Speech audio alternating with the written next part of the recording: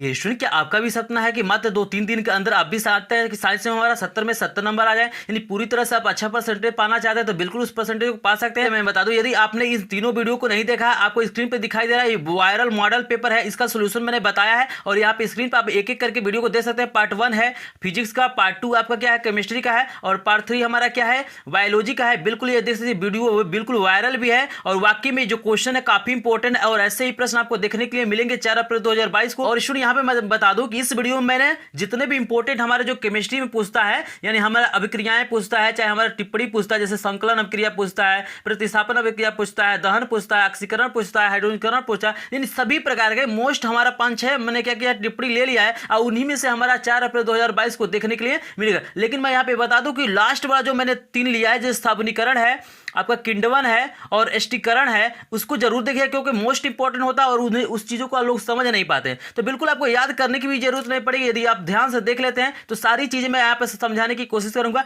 एक एक मैं उदाहरण के साथ आपको बताऊंगा ताकि इजीली आपको पूरा का पूरा नंबर सके। और यहाँ पे स्टूडेंट एक और जानकारी मैं दे दूं कि मैं डेली लाइव क्लासेस चलाता हूँ, मैथ का, साइंस का बिल्कुल धुआंधार क्लास चलाया जा रहा है। आप मेरे प्लेलिस्ट में जाएंगे, काफी लोग 7-8 हजार लोग क्या कर रहे हैं इसका लाभ ले रहे हैं, बिल्कुल फ्री क्लासेस। चलिए स्टूडेंट, आपको पाना है, अगर 4 से 6 नंबर आप पाना चाहते हैं, जैसे देखिएगा ये जो प्रश्न होता है टिप्पणी वाला, यहां भी पूछा जा सकता है 4 नंबर में, या आपसे लास्ट में भी पूछा जा सकता है, तो काफी अच्छे ये नंबर दिलाते हैं और बहुत आसानी से मैं बताऊंगा, सरल भाषा में बताऊंगा ताकि आपको इजीली याद हो सके। तो चलिए इस वीडियो को स्टार्ट करते हैं और देखते हैं कि कौन कौन से ऐसे टिप्पणी जो हमारे बोर्ड एग्जाम 2022 में आने वाले हैं। जो पहला हमारा है योगात्मक या संकलन अभिक्रिया, ये बता रहा है कि वह अभिक्रिया जिसमें असंतृप्त यौगिक किसी अन्य पदार्थ के साथ जुड़कर एकल उत्पाद देते हैं, संकलन या योगात्मक अभिक्रिया कहलाती है। यहाँ पे याद रखना है, यहाँ पे एक पॉइंट आ गया है, यहाँ पे देखिए असंतृप्त यौगिक और संतृप्त यौगिक। यहाँ पे देखिएगा मैं बता दूं कि संतृप्त और असंतृप्त में अंतर है, अगर इस चीज को नहीं समझेंगे तो काफी चीजें आपको समझ में नहीं आएंगी। तो यहाँ पे मैं आपको बता दूं कि संतृप्त हाइड्रोकार्बन का मतलब होता है जिसमें कार्बन कार्बन के बीच में क्या होता है सिंगल बॉन्ड होता है, जैसे यहाँ पे देख सकते हैं एथेन होता है, मेथेन होता है, प्रोपेन होता है, ब्यूटेन होता है। जैसे हमारा एल्केन समूह वाले जो मतलब यौगिक होते हैं उनमें क्या पाया जाता है सिंगल बॉन्ड पाया जाता है। यहाँ पे मैंने पूरा लाइव क्लास में भी बताया था ये चीजें, आप लाइव क्लास का वीडियो देखना चाहते हो तो देख सकते हैं।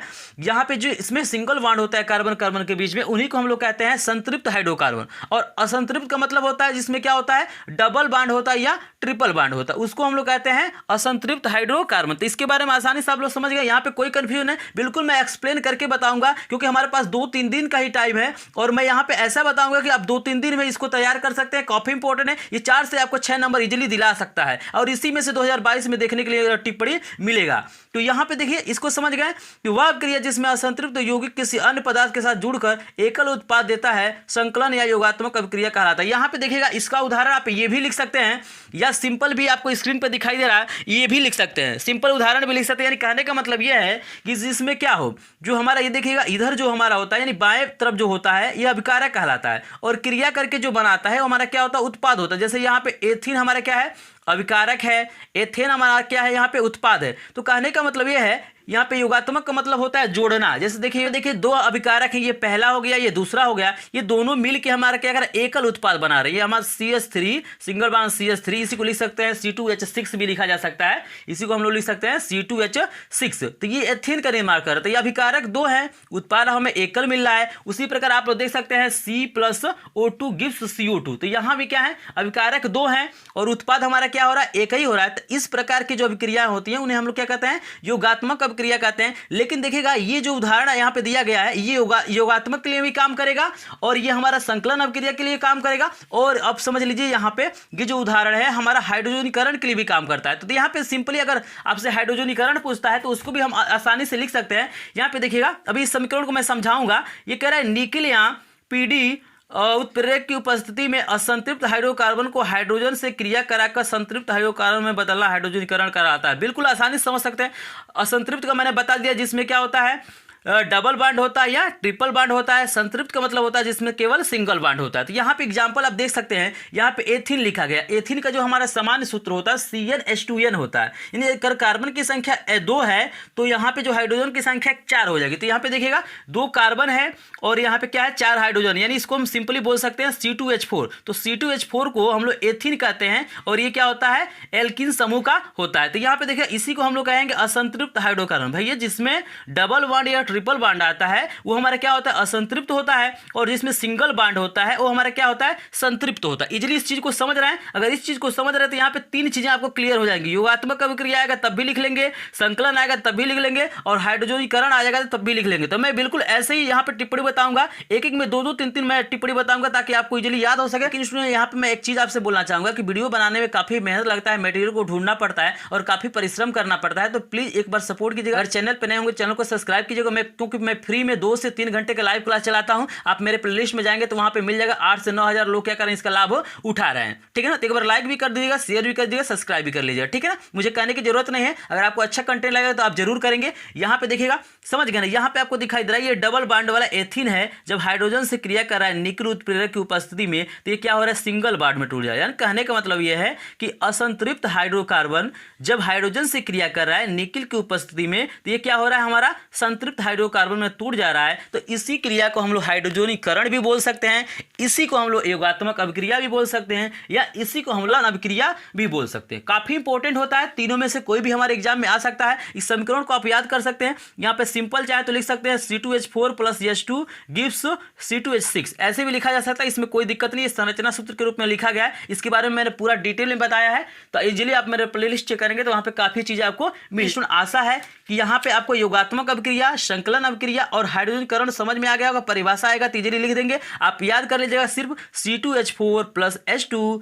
गिव्स C2H6, सिंपल भी लिख सकते हैं, यहाँ पे कोई दिक्कत नहीं है। तो आपको जब भी ऐसे टिप्पणी लिखने के लिए दे तो आपको क्या करना, वहां पे उदाहरण भी लिखना पड़ेगा। तो मैं बिल्कुल आसानी से बताऊंगा ताकि आपको इजीली सारी चीजें यहाँ पे क्लियर हो जाए। क्लियर हो गया? अगर बोर्ड एग्जाम में आएगा तो आप लिख लेंगे कि नहीं, मुझे कमेंट करके जरूर बताइएगा। अगर आप टॉप करना चाहते हैं तो जो मैंने 3 पार्ट में बनाया है मॉडल पेपर वायरल, उसको जरूर देखिएगा। और यहाँ पे धुआंधार क्लास चलेगा गणित का, क्योंकि मैं लाइव क्लासेज लेता हूँ 2 से 3 घंटे का, तो उसका लाभ जरूर उठाइए। और मेरे ग्रुप से अगर नहीं जुड़े हैं तो एक बार जरूर जुड़िएगा। तो चलिए देखते हैं अगला कौन सा टिप्पणी है और उसके बारे में हम लोग क्या लिखेंगे। तो देखिए जो अगला बहुत इंपॉर्टेंट हमसे लगातार पूछा जाता है कि समजातीय श्रेणी से आप क्या समझते हैं, उदाहरण देके बताइए। या हमसे पूछ सकता है कि समजातीय श्रेणी पे क्या कीजिए, टिप्पणी लिखिए। तो बहुत आसान इसका परिभाषा, मैं यहाँ पे 2 परिभाषा बताऊंगा, जो आपको आसान लगेगा उसको आप लोग लिख सकते हैं। यहाँ पे बता रहा है कि एक सामान्य सूत्र के कार्बनिक यौगिकों को उनके अणुभारों के बढ़ते क्रम में व्यवस्थित करने पर प्राप्त श्रेणी समजातीय श्रेणी कहलाती है। यानी कहने का मतलब यह है कि हर एक समूह का क्या होता है, अपना एक क्या होता है वहां पे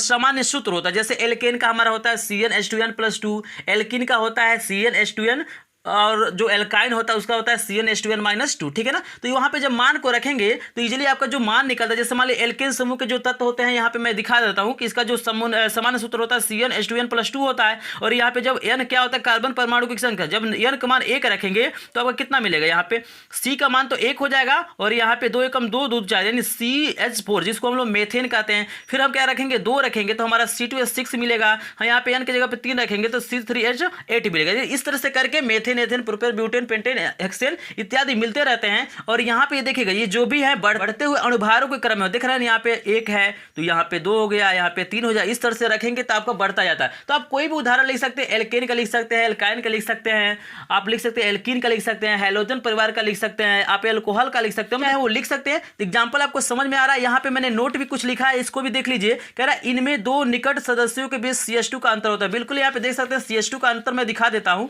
यहाँ पे देखिए जैसे CH4 है, यहाँ पे कार्बन 1 है, हाइड्रोजन 4 है। यहाँ पे देखिए कार्बन 2 हो गया है और यहाँ पे हाइड्रोजन 6 हो गया। तो यहाँ पे देखिएगा ये यहाँ पे CH2 का अंतर हो रहा है कि नहीं, CH2 का अंतर आप लोग इजीली दिखाई दे रहा है। अगर किसी तरह का डाउट हो जाता है मेरा लाइव सेक्शन में आइए, आप लोग वहां पे अपने प्रॉब्लम को शेयर कीजिए, मैं उसका सोल्यूशन जरूर करूंगा। 8 से 9 हजार लोग क्या करें, फ्री में लाइव क्लासेस ले रहे हैं। 2 से 3 घंटे का मैं क्या करता हूँ, लाइव क्लासेस प्रोवाइड करता हूँ। गणित का बहुत शानदार मैं लाइव क्लास चलाने वाला हूँ, और मैं डेली क्या करता हूँ, सुबह 10:30 बजे से लाइव क्लास चलाता हूँ। टाइम भी मैं बता देता हूँ, और लास्ट में आपको मेरा व्हाट्सअप नंबर मिल जाएगा, जिससे इजीली क्या कर सकते हैं, अपने प्रॉब्लम का शेयर करेंगे, वहां पे मैं आपका सोल्यूशन कर दूंगा। देखिएगा यहाँ पे एक और परिभाषा इसके लिए है, तो इसको भी आप लोग लिख सकते हैं। यहाँ पे देखिए एक और परिभाषा मैं बता देता हूँ। देखिए समजातीय श्रेणी की एक और परिभाषा है कि कार्बनिक यौगिकों का वह समूह जिनका सामान्य सूत्र एवं क्रियात्मक समूह एक जैसा होता है उसे समजातीय श्रेणी कहते हैं, तथा उसके सदस्यों को समजात कहते हैं। यहाँ पे जैसे एल्कोहल समूह का उदाहरण आप लिख सकते हैं, जैसे CH3OH, CH3CH2OH। इसमें H को भी लिख सकते हैं, एल्केन का भी लिख सकते हैं, एल्काइन का भी लिख सकते हैं। तो दोनों परिभाषाएं मैंने आपको दिखा दिया, जो आपको उचित लगेगा उसको आप लोग लिख लीजिएगा। तो चलिए स्टूडेंट हम देखते हैं आगे कौन सा टिप्पणी है और उसका हम लोग क्या परिभाषा लिखते हैं।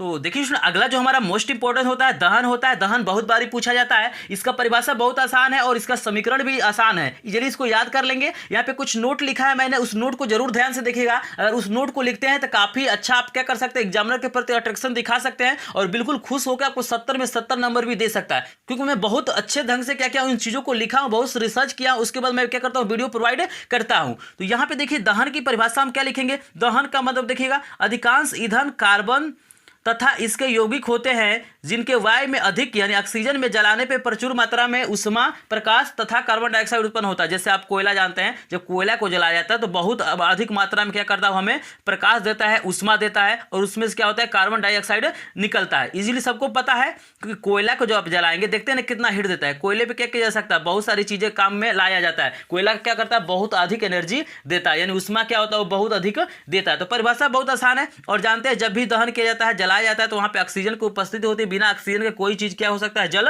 नहीं सकता है। ये क्लियर है। मतलब दहन का मतलब होता है कि यहाँ पे जलाने से मतलब है। दहन का मतलब क्या करना, जलाना। और जलाया किसके मदद से जाता है, तो O2 के यानी ऑक्सीजन की मदद से जलाया जाता है। यहाँ पे इजीली समझ रहे हैं। यहाँ पे देखिए कह रहा है कि जब हम कोयले को यानी कार्बन को ऑक्सीजन की उपस्थिति में जलाते हैं तो क्या होता है, CO2 गैस प्राप्त होता है, उष्मा प्राप्त होता है, जिसको हम लोग क्या कहते हैं, ताप बोल सकते हैं। सिंपल अपने भाषा में ताप बोल सकते हैं। जो गर्मी होता है, हीट होता है, उष्मा निकलता है और क्या होता है, प्रकाश भी निकलता है। कोयला जो आप देखे ही होंगे जलाते हुए, वहां पे क्या होता है, प्रकाश निकलता ही है, उष्मा निकलता ही है, कार्बन डाइऑक्साइड गैस जो धुआं निकलता है वही क्या होता है, कार्बन डाइऑक्साइड गैस होता है। यहाँ पे इजीली समझ गए। इसी प्रकार जब आप मेथिन को जलाएंगे, मेथिन हमारा क्या होता है, एक यौगिक है, तो मेथिन को जब जलाएंगे तो वो भी ऑक्सीजन की उपस्थिति, तो यहाँ भी कार्बन डाइऑक्साइड गैस निकलेगा। यहाँ पे थोड़ा सा मतलब वाष्प निकलता है यानी पानी निकलता है और उष्मा निकलता है और प्रकाश निकलता है। तो यही इसका सिंपल परिभाषा है। यहाँ पे देखिएगा सभी दहन अभिक्रिया ऑक्सीकरण अभिक्रियाएं होती है। यानी देखिएगा अब ऑक्सीकरण की परिभाषा आ जाएगा तो सेम टू सेम क्या कर लिख सकते हैं कि सभी दहन अभिक्रियाएं क्या होती है, ऑक्सीकरण अभिक्रियाएं होती है। उदाहरण में इसको डाल सकते हैं। इजीली समझ में आ रहा है।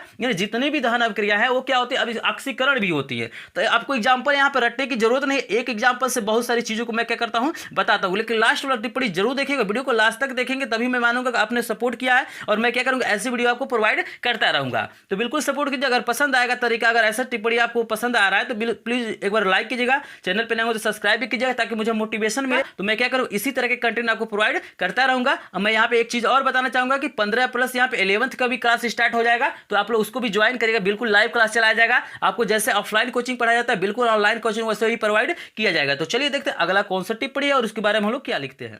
तो देखिए जिसमें हमारे सामने अगला जो पूछता है वो पूछता है एस्टीकरण से आप क्या समझते हैं, या हमसे पूछता है कि एस्टीकरण पे टिप्पणी लिखी। तो काफी मतलब आसान है इसको लिखना और बहुत इंपॉर्टेंट भी। यहाँ पे मैंने नोट लिखा, उस नोट को भी जरूर ध्यान दीजिएगा और आवश्यकता पड़ेगी तो आप स्क्रीनशॉट लीजिए या ले लीजिएगा या वीडियो को डाउनलोड करके भी रख सकते हैं, कोई दिक्कत नहीं है। यहाँ पे कह रहा है कि कार्बोक्सिल अम्लों की एल्कोहल से अभिक्रिया एस्टीकरण कहलाती है। यहाँ देखिएगा इसका परिभाषा यहीं तक हो गया कि भाई हम क्या करेंगे, जब कार्बोक्सिल अम्लों को एल्कोहल यानी शराब के साथ हम क्या करेंगे, अभिक्रिया कराएंगे तो उस क्रिया को हम लोग कहते हैं एस्टीकरण, क्योंकि यहाँ पे एस्टर बनता है। देखिए कह रहा है तथा इस क्रिया से बने उत्पाद को क्या कहता है, एस्टर कहते हैं। यहाँ पे देखिएगा एस्टर यहाँ पे होगा, एस्ट लिखा गया है, ये क्या हो जाएगा, एस्टर कहते हैं। जैसे एग्जांपल के रूप में आप लोग देख सकते हैं, ये हमारा क्या है, एथेनॉल है। इसी को हम लोग क्या कहते हैं, एल्कोहल भी कहते हैं। C2H5OH हमारा क्या है, एल्कोहल है, इसको हम लोग एथेनॉल कहते हैं। यहाँ पे देखिएगा CH3COOH हमारा क्या होता है, कार्बोक्सिल अम्ल होता है, जिसको हम लोग एसिटिक अम्ल कहते हैं। इसकी क्रिया हम लोग क्या करते हैं, जब H2SO4 की यानी सांद्र H2SO4 की उपस्थिति में कराते हैं तो यहाँ पे एस्टर बनता है। यहाँ पे एस्टर के जो हम फार्मूला है C2H5OOCH3 प्लस यहाँ पे क्या होता है, जल बनता है। इजीली यहाँ पे देख सकते हैं, समीकरण आसानी से याद कर सकते हैं।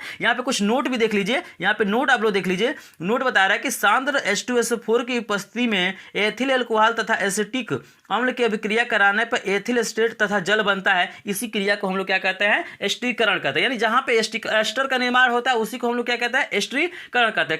एस्टर मीठी गंध वाला यौगिक होता है। क्लियर है। यहाँ पे एग्जांपल आप लोग समझ सकते हैं, आसानी से यहाँ पे परिभाषा लिख सकते हैं कि भाई हम जब कार्बोक्सिल अम्लों की क्रिया एल्कोहल के साथ कराएंगे तो वहां पे क्या होता है, एस्टर का निर्माण होता है और इस क्रिया को हम लोग क्या कहते हैं, एस्टीकरण कहते हैं। काफी हद तक आपको चीजें समझ में आ गई होंगी। अब चलिए हम लोग देखते हैं साबुनीकरण क्या होता है और किण्वन। इस वीडियो को देख लेते हैं तो टिप्पणी वाला तो बिल्कुल क्वेश्चन आपका छूटेगा नहीं, क्योंकि जो भी आता है 3 टिप्पणी आए, 2 टिप्पणी आए, 4 आए, इसी में से आएगा। इसको छोड़ के कुछ आता ही नहीं। बिल्कुल मैंने रिसर्च किया, उसके बाद इस वीडियो को बनाया। अगर पार्ट 1 का वीडियो, पार्ट 2 का वीडियो वायरल मॉडल पेपर का नहीं देखे तो उसको देख लीजिए, क्योंकि वायरल हुआ है इसका रीजन है कुछ ना कुछ उसमें कंटेंट है, उस कंटेंट में दम है, तभी वो क्या हुआ है, वायरल हुआ है। तो बिल्कुल उसको देखिए, आप 70 में 70 नंबर पा सकते हैं। और मेरा लाइव क्लास भी ज्वाइन कीजिए। मैं 3 दिन लगातार क्या करूंगा, लाइव क्लासेस चलाऊंगा। एक फिजिक्स का एक दिन चलाऊंगा, फिर केमिस्ट्री का चलाऊंगा, फिर बायोलॉजी का चलाऊंगा। तीनों वहां पे 3-3 घंटे का लाइव क्लासेस मैं चलाता हूं, सारी चीजें वहां पे क्लियर हो जाएंगी। तो चलिए, मैं उम्मीद करूंगा कि कंटेंट आपको पसंद आएगा। नहीं पसंद आएगा तो एक बार लाइक कीजिएगा, चैनल नया है तो थोड़ा शेयर करेंगे, सब्सक्राइब करेंगे, ताकि मैं भी मोटिवेट हूं और आपको अच्छे अच्छे कंटेंट आपको प्रोवाइड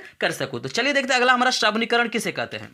तो देखिए इसमें यहाँ पे साबुनीकरण दिया है, साबुनीकरण काफी इंपॉर्टेंट होता है। तो यहाँ पे आपको सिंपल भाषा में यदि मैं बताना चाहूँ तो बता दूं कि साबुन के निर्माण की जो क्रिया होती है उसी को हम लोग क्या कहते हैं, साबुनीकरण कहते हैं। जैसे इसको थोड़ा सा हमें लिखना पड़ेगा, क्योंकि टिप्पणी आता है तो कम से कम आपको 2-3-4 लाइन तो लिखना ही पड़ता है। यहाँ पे कह रहा है उच्च अणुभार वाले मोनोकार्बोक्सिल अम्लों के सोडियम अथवा पोटेशियम लवण साबुन कहलाते हैं। देखिएगा, ये तेलों वसाओं के तनु NaOH यानी सोडियम हाइड्रोक्साइड या पोटेशियम हाइड्रोक्साइड द्वारा जल अपघटन से प्राप्त की जाती है, इस क्रिया को साबुनीकरण कहते हैं। यानी कहने का मतलब यह है कि साबुन बनाने की जो प्रक्रिया होती है, साबुन बनाने की जो क्रिया होती है उसी को हम लोग क्या कहते हैं, साबुनीकरण कहते हैं। स्क्रीन पे आपको ये समीकरण दिखाई दे रहा है।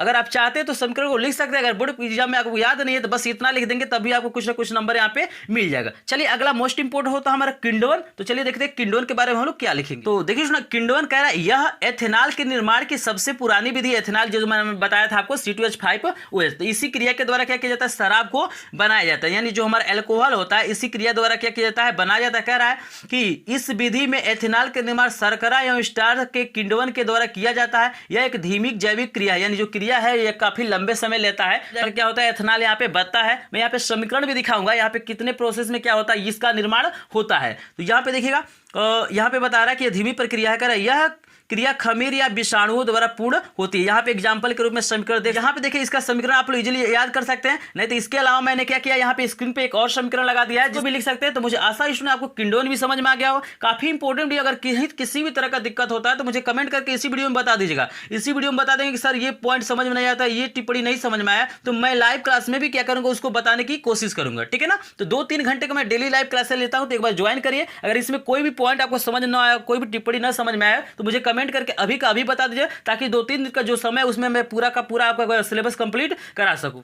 अगर आपके पास कोई टॉपिक है, विज्ञान हो, मैथ हो या इंग्लिश हो, किसी चीज पर चाहते हैं आप लाइव क्लास लेना, तो आप लोग मुझे कमेंट करके बता दीजिए। मेरा व्हाट्सअप नंबर आपको दिखाई दे रहा है यहाँ पे, इस पे भी आप लोग संपर्क कर सकते हैं। अगर ग्रुप में ज्वाइन नहीं किए तो इस पे मैसेज करिए, मैं ग्रुप में भी क्या करूंगा, आपको ज्वाइन कर दूंगा। तो मुझे आशा है ये वीडियो आपको पसंद आया होगा। अगर वीडियो पसंद आया होगा तो वीडियो को लाइक कीजिएगा, चैनल पर नए चैनल को सब्सक्राइब कीजिए। मिलते हैं किसी नए वीडियो में, तब तक के लिए आपका धन्यवाद। वंदे मातरम।